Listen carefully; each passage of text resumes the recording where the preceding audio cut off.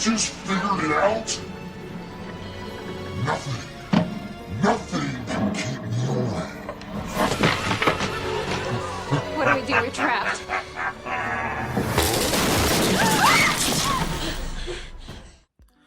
What is going on, y'all? How are y'all doing today? I hope y'all had a good week.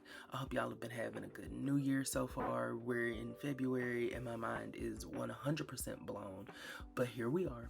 So if you followed me for any amount of time, you will know that that last year, in 2022, I actually started a Charmed podcast called Rewitched. I loved doing that podcast.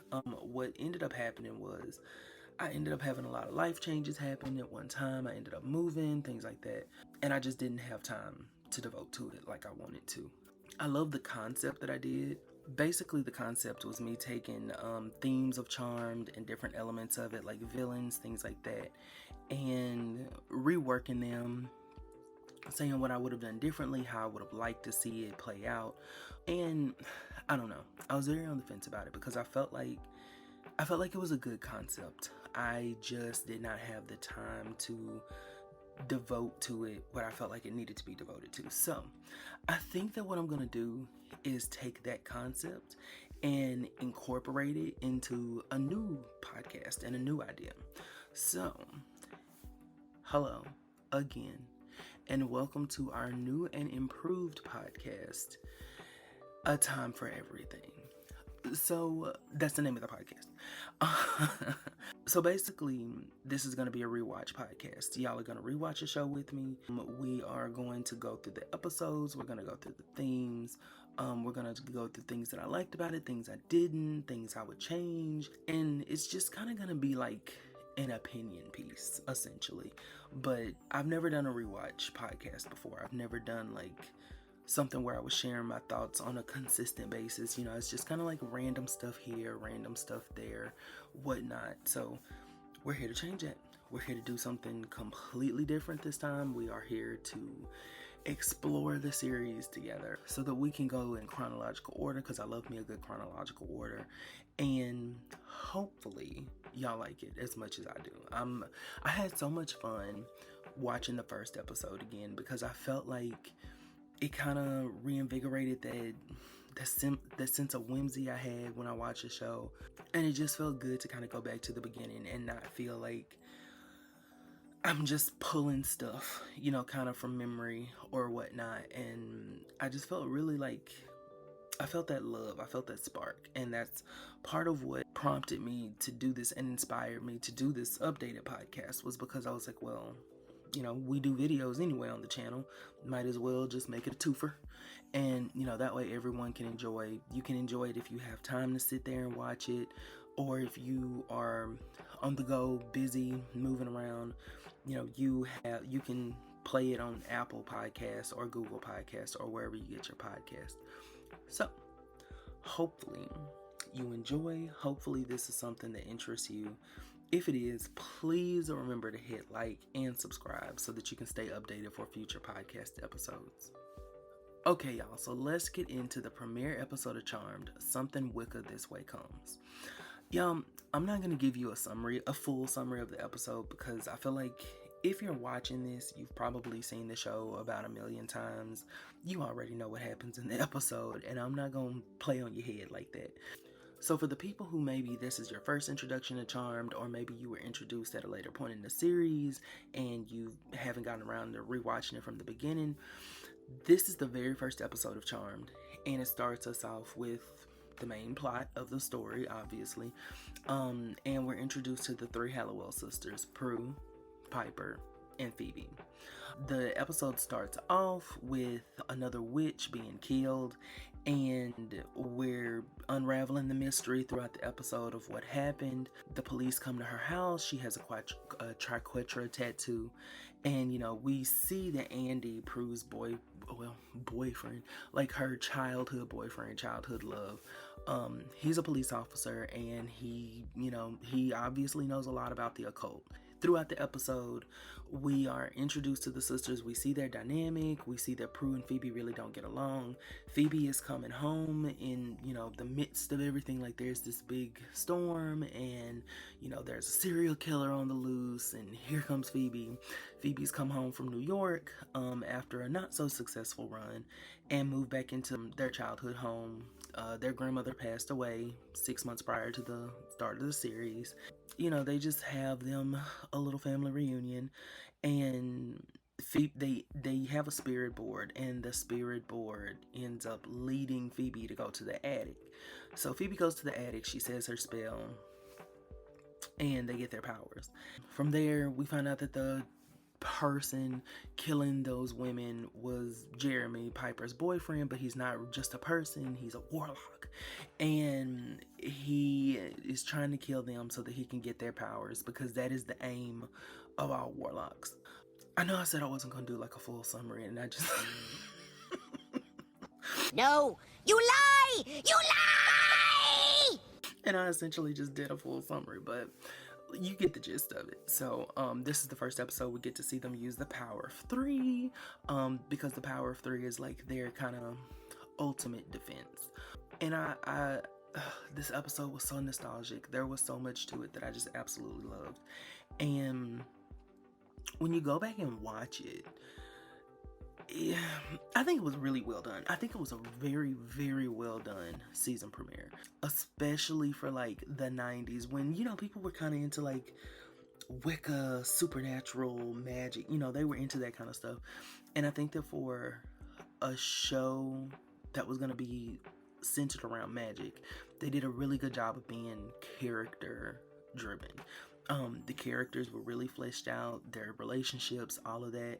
And so I'm here for it. I loved it because I love a good story, and I love when a story is told correctly. So I am 100% here for it. Now, I just kind of want to give y'all a little bit of background on what Charmed means to me and why it's such an important part of my life. And if you follow me on like Twitter or something like that, you may have seen me talk about it before, but when I was little, I didn't really have a whole bunch of friends. I didn't really, whatnot. So for me, the way I would entertain myself when I wasn't with my family was watching TV or reading books or things like that. And so I remember I was around 10. Yes, I was 10. And the very first episode of Charmed, very first scene of Charmed that I ever saw was Prue's funeral.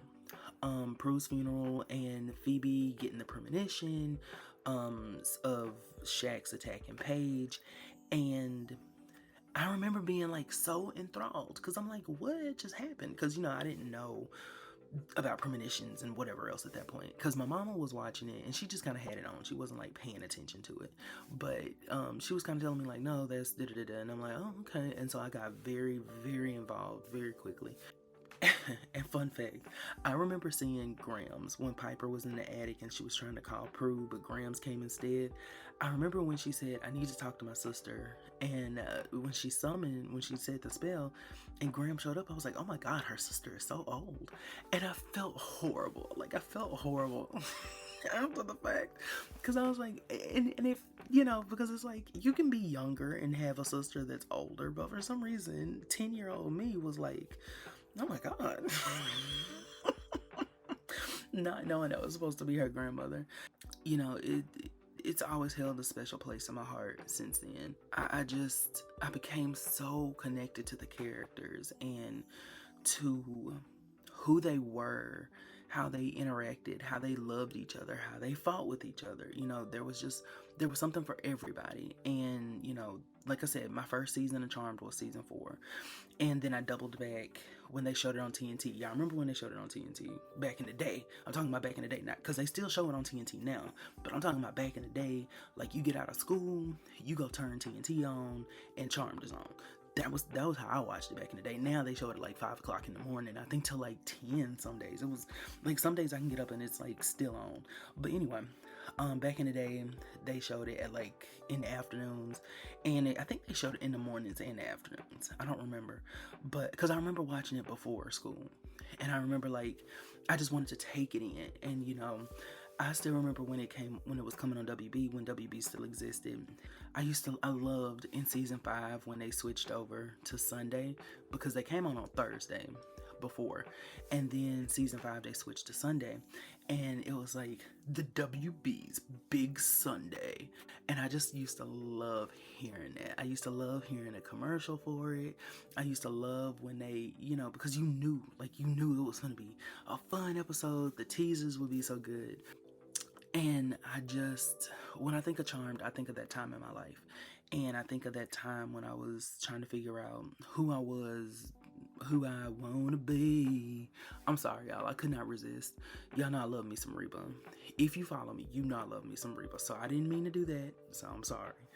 Let me slow down, because I feel like I'm talking very fast.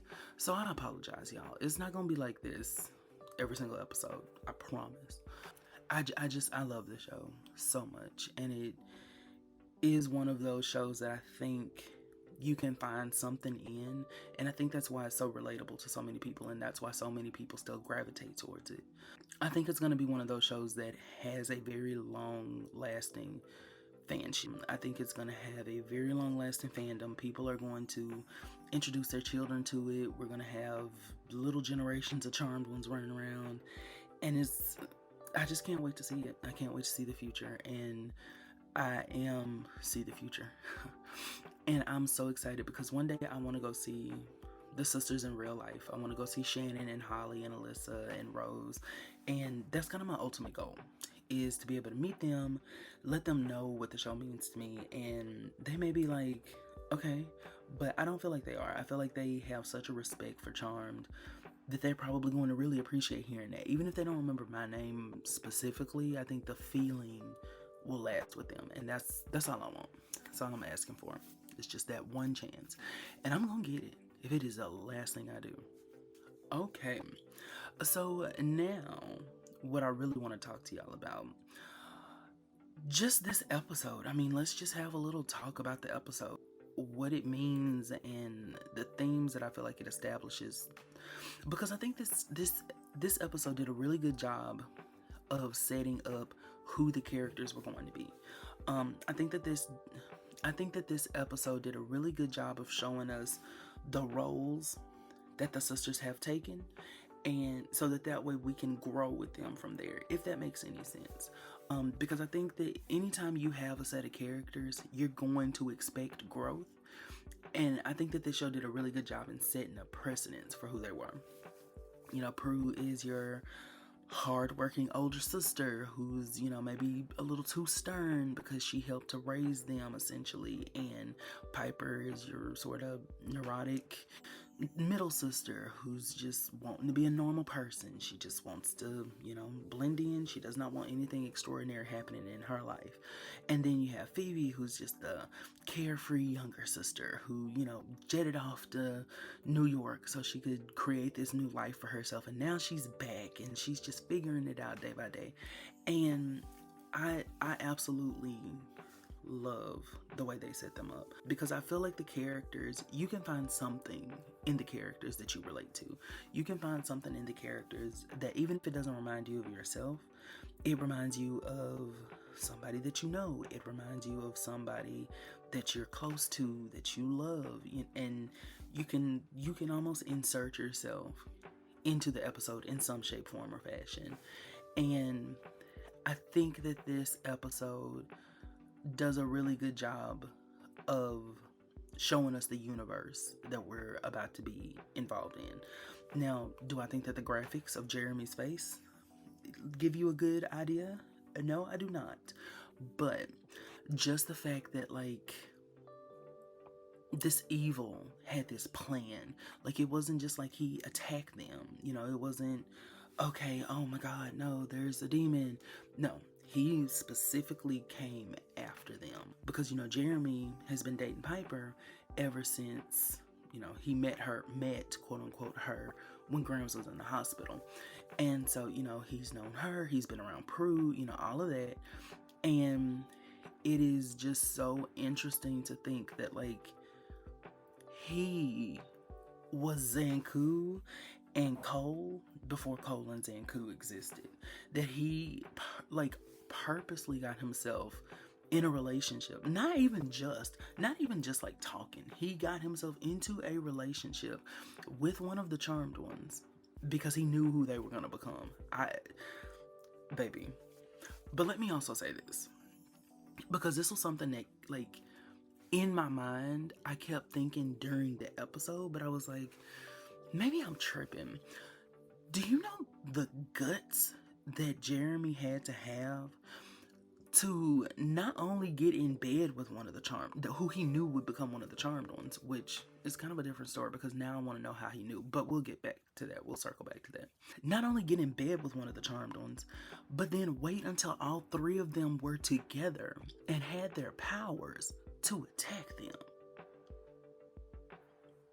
them. There are literally demons who knew that they were the Charmed ones and were like, we need to be careful. We need to figure out how we're going to do this. We need to come up with a plan. And they strategically came at them.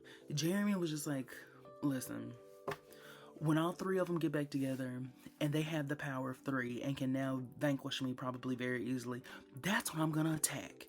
Jeremy, it was such a stupid plan. Like, when you really sit down and think about it, the plan did not make sense. Like, why would you wait until the sisters are together and have now established the power of three? Anyway, the point I was trying to make, the point I'm trying to make with that is that we start the series off with them being, like, methodically attacked. It's not just some random, the demon shows up in the house or is like taking witches out and he just so happens to be coming after them because he just found out they're witches.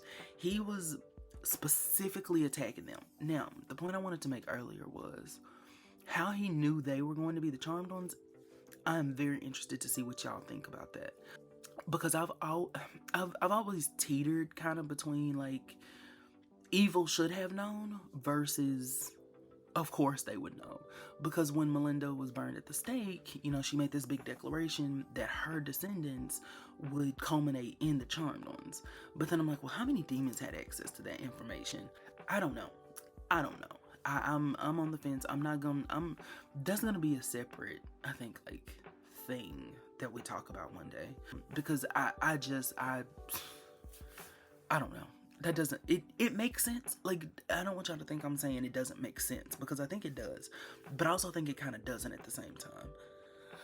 But anyway, that's neither here nor there. I think that is the result of one of Charm's biggest issues, their continuity, because they had some very interesting continuity. We'll leave it at that.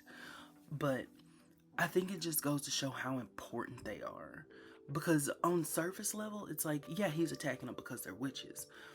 But I think the bigger picture is he was coming after them because he knew they were about to be witches. The other ones, you know, he was dating this, at least that one other woman. We know, the one with the fire in her fingers that just looked a mess. We know that he at least had a friendly relationship with her, because she wasn't surprised to see him, even though he snuck up in her house, but that's neither here nor there. And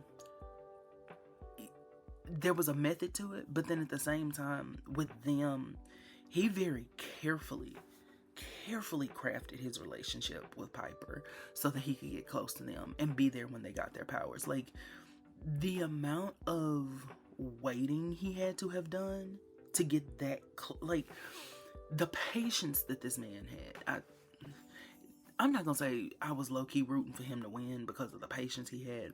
I'm just gonna say, had he won and had he actually been able to take at least one of them out, I would have said, okay. I would have said, okay. I understand. Y'all don't come at me. I don't want my girls gone. I do not want my girls gone. I do think it would have been interesting, and I'm on the fence about this because I don't think that they probably wanted to give this away too early if they actually had the concept together of the source. But it would have been interesting to be interesting to me if he had indicated at some point that he wanted to give him, quote unquote, like if he had said something about like, I'm going to give him your powers, and Piper be like, what the hell are you talking about? And he's just like, you know, don't you worry about it, you know, something like that, because you know he had that little but but it would have been very interesting. I don't think that was necessary though. I don't think that was like a necessary change to the episode that would have made it better or worse. I just think that's something that I personally would have been interested. Like if they had done it, I would have been okay with it. But I don't think it would have, you know, added to the lore, because I do think, like I said, I think the episode as a standalone episode was really good, and I think that the episode in relation to the show was really good, like the show as a whole. And y'all, so I started watching or listening to the House of Hallowell podcast that Holly Marie Combs, Orion, Brian Krause, and Drew Fuller do. And y'all, it is so interesting hearing about the show from the perspective of someone who was there, because Holly was there from literally the pilot, like not even just episode 1. She was there from the pilot, and she was the only person who was. And I just find that so interesting to see like the things that she remembers about it, the things that she recalled. She said at one point that they had originally wanted her to play Phoebe and Shannon to play Shannon to play Piper. I can't even imagine what the show would have been like if they had played those characters, because I think they embodied their own roles so well. It was just like, oh my god. And so I couldn't imagine them being somebody else. And she was also saying that, like, you know, they had always been made to play much younger because that's just what people, you know, in the industry did, because they were trying to save money. And so it was really interesting to hear her perspective that they were excited to play older characters, because I forget sometimes Prue was pushing 30. Prue was like 20. I think Prue was 28. I think Prue was supposed to be 28 and Piper was like 26 or something like that. And it's so interesting to me, because it's like, to me, they're not old, but to them, this was a chance to play like an older character. They weren't playing a teenager. They weren't playing someone who was getting into it with their high school rival over their boyfriend. And so from that perspective, it's like these actresses were, from their point of view, seemingly entering into a new point in their career. And so it's just so interesting to hear that perspective and think about it like that. So if y'all haven't listened to the House of Hallowell podcast, please go listen to it. You will not regret it. I think it is so worth it, because if you love the show, part of the reason that I was very on the fence about doing this podcast was because I feel like there are a million rewatch podcasts. I feel like you can click anywhere and you can find a rewatch podcast, but there isn't a rewatch podcast that has my perspective. So I'm going to give my perspective on it. And that's how I'm looking at it, is, you know, yes, there are a lot of rewatch podcasts, and you may or may not find an incentive to watch mine. You may or may not agree with it, but I have to put it out there. I have to put my perspective out there. And if I'm going to rewatch the show, I might as well share it with y'all, right? I mean, that's what we do. We share our thoughts. We share our opinions. We like, that's the point of the show. That's what it does, is it brings people together. So in that regard, I do not, in any shape, form, or fashion, regret starting this. And I hope y'all like it. Y'all, I wrote down a list of things, because when I tell you I was watching that episode and there were so many things that tickled me. I was tickled. So first off, not tickled. Okay, so there are some things that I was tickled by, and then other things I was more curious about.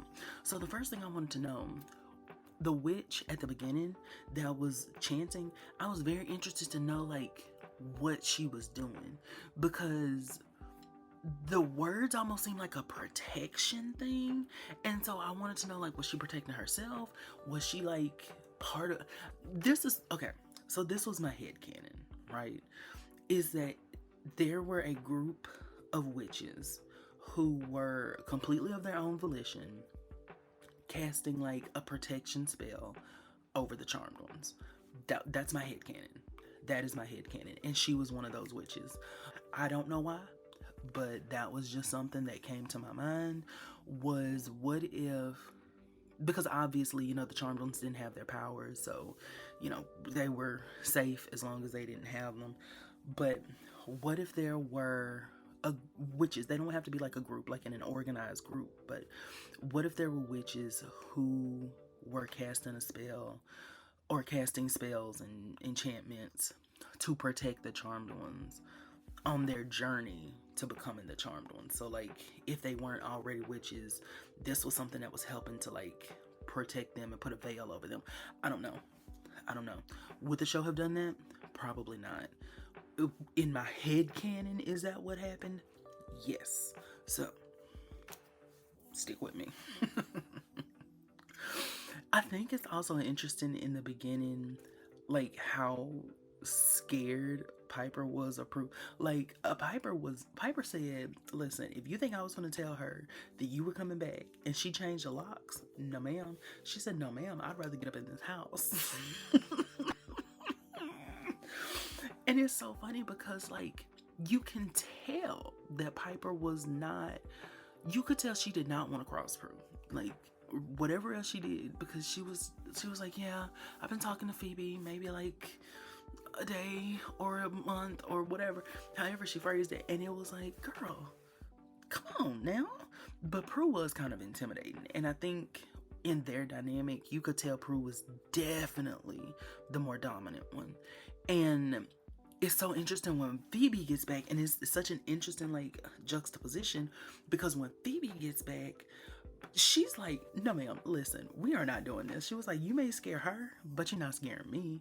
And when they were having a little, not confrontation, but you know what I'm trying to say, and Prue was like, you know I'm still angry with you. And Phoebe was like, and now mind you, she just started it, she's like, you know I'm angry with you. And then Phoebe is like, I never touched Roger. And Prue is like, whoa, no, don't whoa now. Don't whoa now. You done got it started, so let's go. Let's party. And I don't know why that was so interesting to me, because Phoebe was not backing down. Phoebe said, no ma'am, we finna get straight to it. You wanna get to it? Let's go. I'm ready. Let's box it out. It was so funny. Like, it was so funny. The moment was funny, but then when you think about like what that means for the show overall, Piper, you can tell Piper is going to default to Prue. You can tell Piper is going to default to Prue. But Phoebe, no ma'am. Phoebe is going to do her own thing. She is not going to sit here and play with y'all like that. She's not going to sit here and take Prue's crap. She said, baby, I'm coming. I'm here. Okay? You may be here, but I'm here too. Plain and simple. Plain Jane. And then Prue was like, I don't remember what she said though. And she was like, that girl, when she was talking about Phoebe. And I'm like, not that girl. It was like a black mama thing to say, to be like, that girl is gonna get in some trouble. And I'm like, not that girl. Like, she don't have a name. You know what else hit me this episode? Daryl was really an original character. Like, Daryl wasn't like the partner that got introduced in season 2 after Andy died, or like at the end of season 1 so that he could be established for season 2. No, Daryl was there from the very first episode, and he was black, blackety black. Like, he was talking like, he almost told Andy, like, listen, I need you to hurry this up because I'm trying to get to the Soul Train Awards. Like, when I tell you, Daryl was black, okay? Oh, that man was so hot, y'all. Oh my God, that man looked so good. And like his hair, and then he just, the lip, oh my God. Okay, let me bring it back, Galen, bring it back. You know, and the way they did him toward the end of the show, I'm just gonna hush. We're just gonna bring it back. Bring it back to the first episode. Jeremy was fine. And I never realized how fine Jeremy was. The jaw, and then the chest, and them. Let me hush, because I don't need y'all judging me, but Jeremy was. And then the room that Phoebe was in, that would be like Piper and Phoebe and Wyatt and Chris and Paige and Billy's room. That room was huge in that episode. Like, that room looked like that.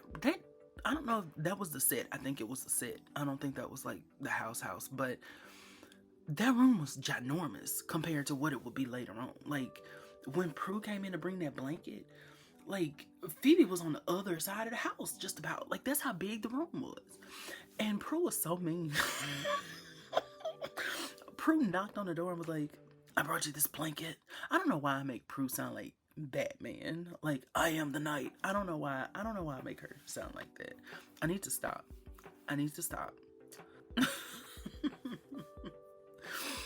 then, okay, so I'm just gonna skip past some stuff because it's like, there's no point. But like, after, okay, so once Phoebe gets up to the attic, my thing was, how did she cast that spell? I have never understood how Phoebe was able to cast that spell. I know it was like, okay, let me talk this through, y'all. So I'm assuming that when Grams died, their powers were unbound, but they didn't have access to like their active powers, because if she wasn't a witch, she wouldn't have been able to cast the spell. Like, if she didn't have magical ability, she wouldn't have been able to cast the spell, from my understanding. So I just always assumed like their inactive powers got unbound first, and then they were able to unbind their active one. I don't know, because then that also made me wonder about the spell that was in the book, because why did they need a specific spell to invoke the power of 3? Because we knew they could use it, because when Patty was pregnant with Phoebe, she was able to channel the power of 3. So my question is, what was the point of the spell? But at the same time, I understand what the point of the spell was. So I'm not gonna go too deep into that, but I would love to hear y'all's thoughts about that. When they got their powers, if you have been following me on social media for any amount of time, you know I love to say that Prue had a bloodlust, because she did. She was taking people out. Now, it was for a reason, but she took half of San Francisco out, and no one can change my mind about that. I'm joking. But it's interesting because she almost took Roger out, and her power is the most interesting to me because she channeled it through her hand, even though it was unintentionally. Like, when she did her hands like this, and if you're listening to it, you know, when she squeezed her hands, that's when it almost killed Roger. I just don't understand how she was able to do that. I don't know. I think I'm thinking a little too hard on that, because I was like, why are we channeling magic through our hands already for her? I don't know. But I mean, for the nuance of the show and the episode, it made sense. Like, you know, they're showing us she can do things without. But then what she did was kind of like a version of what Max's power was, where he could do things without, you know, looking at it. I don't know. I'm just gonna take it because it was a good moment. She almost took the man out. Roger was almost her first victim, confirmed. So Roger was almost my girl's first victim.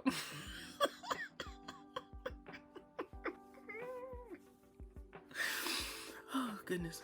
But you know what? Another thing I realized was, I think Piper drove to her interview with Chef Moore. Why did she have to take a cab with Jeremy later on? If she had to, okay, so where was her car? Because I don't understand. Like, where was my good sister's car at? She drove there and then was like, you know what? I'm not gonna waste my gas. Let me just leave it here. I'll come back and get it tomorrow. Ma'am, go get your car. Go get your car. And then, you know what's very interesting to me is the fact that Piper was the first one we see on the show go up against a demon. I don't know why that's such an interesting fact to me. And when I say go up against, obviously she didn't, you know, she wasn't trying to vanquish him. But the fact that she was the first one on the show that got attacked by a demon, she was the first one to knock a demon out, even though I'm not quite clear how you can knock a warlock out, because warlocks were rough back in the day. Before they got the concept of what a warlock was, baby, they were basically just humans. They were just basically humans with a little aftermath. That was it. That was the only distinguishing feature, because my goodness gracious, and when she hit him with that little wooden thing, I'm like, that's it? That's all it take? The warlocks back in the cut would not have made it against season 3 or season 4 Charmed ones. They wouldn't have. Like, they couldn't even have walked in the room, because they would have just gotten vanquished. I don't know why that's so funny to me. And then his face distortion thing, oh God bless it. But yeah, Piper was the first one to go up against the demon. I don't know why, but I think because she's so far removed in the episode from even wanting to be a witch, and yet she's the very first one to go up against a demon. I don't know. It's so interesting to me. And the other thing about that, if you're the very first one that gets attacked by a demon, I completely get why Piper didn't want to be a witch after that. She's like, baby, listen, I don't even know what happened with this man stopping in his tracks, and now you telling me people trying to attack me, people I love trying to attack me? No, ma'am. I completely understand why Piper didn't want to be a witch. This episode made me see that in a completely different light. Piper said, listen, I ain't got nothing to do with this. Y'all have it. I'm out. See you later. So I understand why she did what she did. Phoebe and Prue were having too much fun in that store for me. When I tell you, when Prue knocked all that stuff down, they were giggling and laughing, and I was like, all right, Miss Mamas, we about to get exposed, ain't it? So bring it back. Bring it back. Bring it back. Bring it back. Bring it back. And then, y'all, I'm gonna make this one last observation, and I'm gonna let y'all go.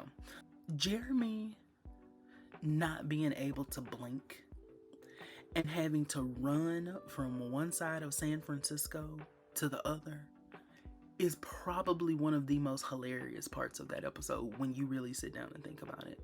Like, you know, later on, everyone can orb or teleport or even astral project. Like, you can get where you need to be in a specific amount of time. But the fact that Jeremy was like, let me hoof it in my Air Force Ones to the other side of San Fran tickles me to no end. That's what I mean when I say, like, the demons that were attacking them in the beginning, they were in the trenches. They couldn't teleport. If you can't walk, I'm sorry to tell you, you're not going to be attacking the Charmed ones, not on today. I love it. I love it. It's just that nostalgia. It's so fun. So y'all, thank you for coming on this journey with me. Thank you for listening. Thank you for watching. However you are consuming this certain piece of media, I appreciate you just for taking the time out. You can find me anywhere. You can find me on TikTok. You can find me on Twitter. You can find me on Instagram. You can find me essentially anywhere under They Call Me Mr. G. You can even find me on YouTube under They Call Me Mr. G. So hopefully you stop by and join the family.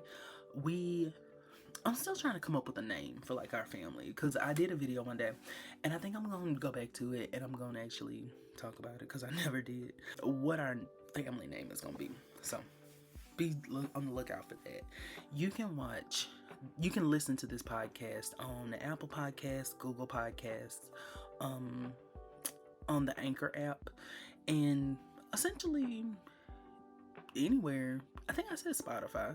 Yeah, I think I said Spotify. And essentially anywhere that you get your podcast at, you can find this. I think even on Amazon Prime podcast, like, you can find me. You can find me. So be on the lookout. Keep your eyes open. Thank you so much for giving me the space and the opportunity to talk about this show that I love so much and share it with you. And hopefully you find something good to laugh about in this video or this podcast, however you're listening to it. Let me know. Find me on my socials, hit me up, tweet at me, whatever you gotta do. Just let me know what you think of it. Oh my God, I hit my table. But let me know what you think of it. If you are watching this on YouTube, comment below. If you follow me on socials and you're listening to it, let me know what you think. So, alright, y'all. I will talk to you later, and y'all have a great night. Bye.